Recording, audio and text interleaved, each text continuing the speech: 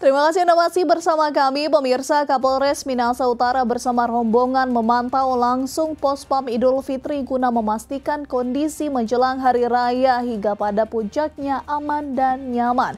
Bagi pemudik, Polres Minut disediakan 7 pospam dan 1 pos pelayanan. Jelang Hari Raya Idul Fitri 1445 Hijriah, Kapolres Minahasa Utara AKBP Dandung Putut Wibowo didampingi Wakapolres Kompol Sugeng Wahyudi Santoso serta PJU Polres Minut meninjau langsung pos pengamanan dan pos pelayanan yang tersebar di wilayah hukum Polres Minahasa Utara.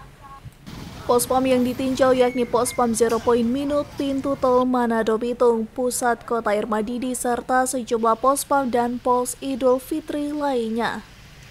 Kapolres menjelaskan pemantauan tersebut guna memastikan perayaan Idul Fitri berjalan aman dan lancar tanpa hambatan apapun. Kami sampaikan di kegiatan pagi hari ini kami melaksanakan kegiatan pendampingan sekaligus pengecekan pospam dan posyan yang ada di seluruh jajaran wilayah hukum Polres Minahasa Utara.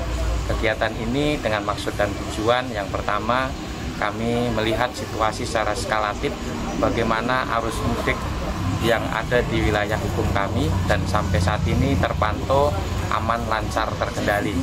Dan lebih luar biasa lagi, sinergitas, soliditas, dan solidaritas yang ada di Bumi Tonsya Minahasa Utara ini bukan hanya isapan jempol, itu dibuktikan di setiap pos yang ada di wilayah hukum kami, semuanya lengkap, baik itu dari jajaran Polri, TNI, dan instansi yang terkait.